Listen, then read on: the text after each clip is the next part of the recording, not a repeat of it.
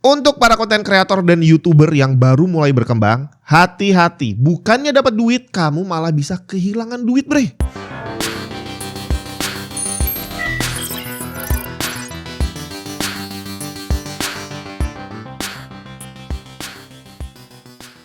Buat yang lagi hunting komponen PC, bisa coba mampir ke tokonya Tech and Tips. Scan aja barcode ini atau klik link yang ada di deskripsi, terus cek katalognya. Ada beberapa komponen mantan review, ada yang baru, ada merchandise Tech and Tips, dan mau ngerakit PC juga bisa sekalian di sana. Konsultasi gratis, bre. Siapa yang pernah punya cita-cita menjadi YouTuber? Kayaknya sampai mungkin sekitar 10 tahunan yang lalu nggak bakal ada orang yang bercita-cita jadi YouTuber kecuali anak-anak kecil zaman sekarang kali ya. Bahkan saya aja nggak pernah ngebayangin bisa punya channel YouTube kayak gini. Di tengah teman-teman saya yang lain itu karirnya lagi bagus-bagusnya, bre, lagi kerja sana sini, keliling dunia, cari gaji yang lebih besar, kehidupan yang lebih layak gitu ya. Sedangkan saya malah jadi YouTuber sekarang ini. Di mana saat ini orang-orang kalau ngelihat YouTuber itu kayaknya enak banget kerjanya. Tinggal bikin video, upload, tungguin duit akan datang sendiri katanya. Sekedar informasi, saat ini kalau kita pengen bikin konten yang arahnya adalah dapat duit, itu kurang lebih udah sama seperti mencari kerja atau membuka usaha yang lain.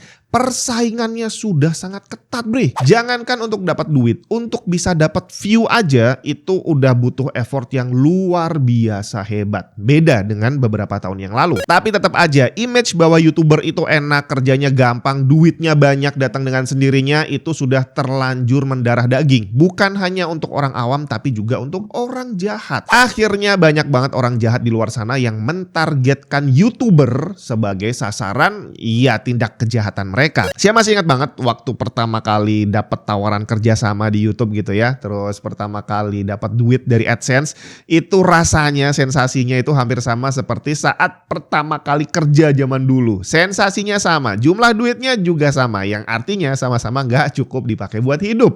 Tapi rasanya memang beneran enak loh. Kita udah bikin karya, terus ada brand gede gitu ya yang menghargai karya kita dan mau bekerja sama, itu sudah sangat cukup buat para konten kreator yang sedang berkembang. Tapi sayangnya saat ini udah banyak sekali orang-orang jahat tadi tuh yang mengatasnamakan brand untuk mengajak kerjasama yang ujung-ujungnya adalah endorse bodong. Memangnya apa yang bisa mereka dapat dari para konten kreator yang mungkin duitnya juga masih belum ada? Beberapa teman saya yang bikin channel terus dirawat bener-bener, ada yang perkembangannya cepat, ada yang agak lambat, tapi intinya perkembangannya kelihatan lah ya. Itu ada banyak yang sudah dapat tawaran kerjasama. Waktu saya diceritain, saya lihat memang benar ada kerjasama yang memang benar-benar valid, tapi ternyata ada juga beberapa email yang terlihat mencurigakan. Kenapa saya bisa bilang mencurigakan? Karena sampai hari ini saya masih sering banget dapat email seperti itu. Dan inilah yang akan saya share biar bisa bikin kita semua semakin waspada. Saya kasih contoh, email ini sering banget masuk ke tempat saya, salah satunya mengatasnamakan brand Sony untuk mengajak kerjasama. Nah, sebelum ini salah satu tips untuk melihat apakah email itu valid atau enggak, yang pertama adalah dilihat dari tata bahasanya. Kalau dia bahasanya kurang bagus, itu biasanya memang kemungkinan besar bukan orang gitu ya.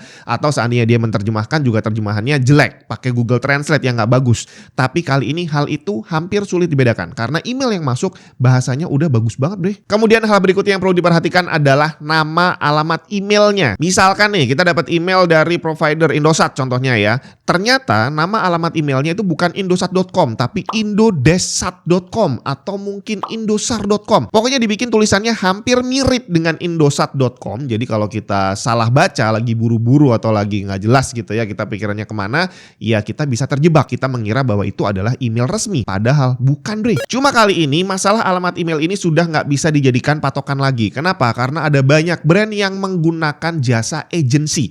Jadi misalkan tadi Sony nih ngajakin kerjasama ke channel-channel. Itu bukan dari Sony yang ngirim email langsung, tapi bekerja sama dengan agensi pihak ketiga. Nama perusahaannya beda dan mereka yang akan ngirim email. Jadi nanti email yang sampai ke kita bukan atas nama Sony. Jadi saat saya menerima email dengan judul Sony, bukan beralamat email Sony, ya saya masih berpikir kayaknya mungkin aja sih. Tapi waktu saya nerima email itu, insting saya bilang kayaknya ini abal-abal deh. Dan ternyata insting saya benar, bre. Hari gini jangan sampai ketahuan kalau Windows kamu bajakan. Malu, bre. Paling aman sih beli original aja. Di cdkeysales.com kamu bisa beli Windows original dan dan dapetin diskon tambahan dengan menggunakan kode voucher TNT saat pembelian. Pembayaran bisa dilakukan menggunakan GoPay maupun OVO. Setelah pembayaran selesai, kamu akan dapat serial number yang bisa langsung digunakan untuk mengaktifasi Windows kamu. Sidikisales.com juga menyediakan game dan software original lain seperti Microsoft Office. Selengkapnya cek link di bawah.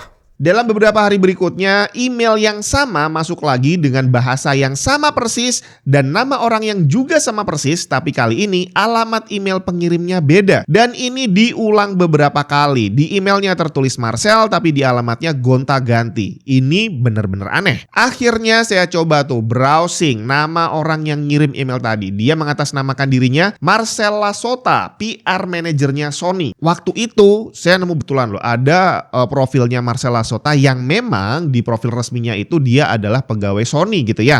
Tapi waktu saya search barusan udah gak muncul lagi bre. Entah karena udah dihapus, karena namanya udah banyak dipakai scam, akhirnya sosial media dia juga harus diturunkan, saya gak tahu. Tapi yang jelas dulu saya dapat tapi sekarang udah gak muncul lagi. Jadi sepertinya para scammer sekarang ini sudah mulai menggunakan profil orang asli yang memang bekerja di perusahaan betulan. Jadi mereka comot namanya, mereka comot posisinya dan nama perusahaannya, ditempel, dan nantinya kalau kita search lewat Google akan muncul beneran ada profilnya. Dan sebagian besar orang dengan searching seperti itu udah cukup untuk menganggap bahwa emailnya juga resmi. Nah, untuk kejadian satu ini ternyata scammer ini mengirim bukan hanya ke satu orang dan untungnya banyak yang nyadar.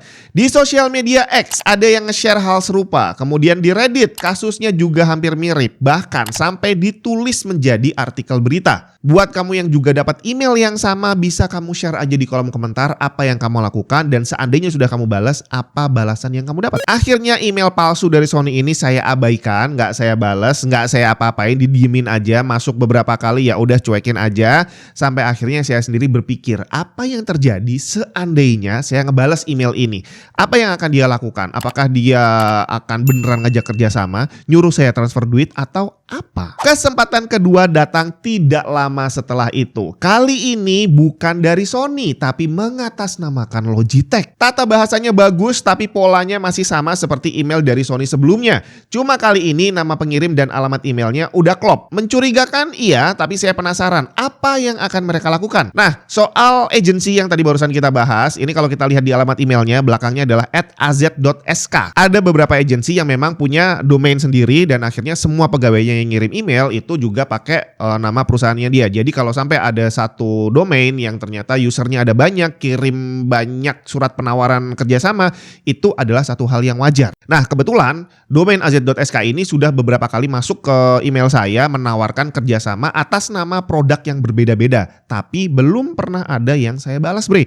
Baru kali ini saya coba ngebalas untuk ngelihat apa jawaban mereka nantinya. Nah, begitu saya kirim email balasannya, nggak lama kemudian masuk email balasan dari mereka, tapi kali ini alamatnya berbeda. Email kedua yang masuk ini menggunakan domain yang seperti punya Logitech, tapi bukan logitech.com melainkan mail-logitech.com. Bagus juga usahanya ya. Di sini mereka mengirim katalog produk yang rencananya akan diminta untuk direview, masih wajar, sampai di bagian bawah ada surat kontrak. Seandainya saya tertarik untuk menerima kerjasama ini, saya disuruh baca surat kontraknya dan menyetujuinya. Kok agresif banget kayaknya nih. Jadi gini, soal surat kontrak itu memang benar ada beberapa kerjasama yang meminta kita untuk menandatangani kontrak gitu ya. Tapi biasanya untuk kontrak yang nilainya nggak terlalu besar atau mungkin hanya berupa barang, entah dipinjemin, entah dikasih gitu ya. Biasanya sih nggak pakai surat kontrak bre. Dan seandainya pun ada surat kontrak, itu pun tidak dikirim pada email pertama. Biasanya udah ngobrol dulu beberapa kali, udah deal-dealan nih kapan tanggalnya, konsepnya seperti apa. Baru setelah itu dikirim surat kontraknya. Gak ada ceritanya, belum ada deal apapun, sudah ngirim surat kontrak duluan. Nah, di sini langsung saya coba download file yang mereka kirim. Yang mereka kirim adalah file 7-zip yang gede banget, 170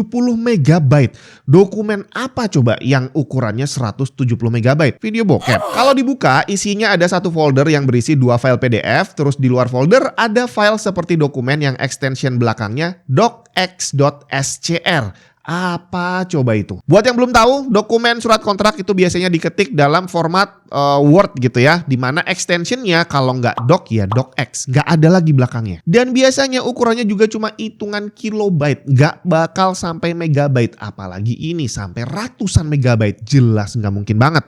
Kalau udah filenya gede banget, kemungkinan isinya kalau nggak foto, video, ya program bre. Tentu saja filenya nggak saya buka, karena kalau saya buka pun saya nggak tahu gimana caranya untuk membedah apa isinya gitu ya. Tapi yang pasti saya yakin 100% bahwa yang dia kirim itu adalah malware. Apa yang akan dilakukan sama malwarenya saya nggak tahu, tapi saat saya coba upload ke G Drive langsung terbaca sebagai malware bre. Apalagi di dalam emailnya dia menyarankan untuk bukanya harus pakai Windows. Apa maksudnya? Kenapa kok harus pakai Windows? Soalnya kalau dokumen dibuka pakai HP pun bisa dong. Kenapa yang ini harus dibuka pakai Windows? Karena malwarenya hanya bisa berfungsi di platform Windows bre. Untungnya kali ini saya bisa terhindar dari malware. Tapi mungkin orang lain tidak seberuntung saya. Bisa jadi kita memang udah paham, tapi karena memang lagi nggak fokus, kita lagi kebetulan butuh duit gitu ya, dan seneng banget dapat tawaran kerjasama, akhirnya diklik dan ternyata seketika itu juga kita langsung kehack. Biasanya sih nggak butuh waktu lama, karena kalau kita lihat kemarin kasusnya Linus